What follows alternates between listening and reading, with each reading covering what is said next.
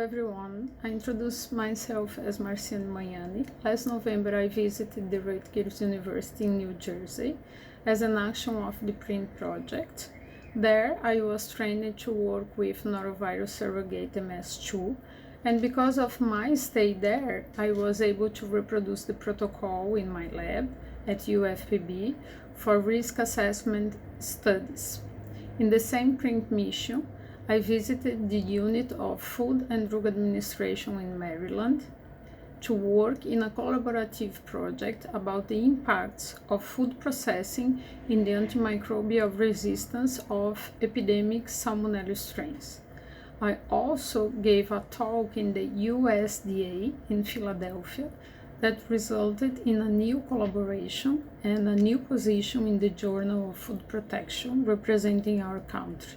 In my opinion, the opportunity was great and contributed a lot to improve our visibility in the international scenario.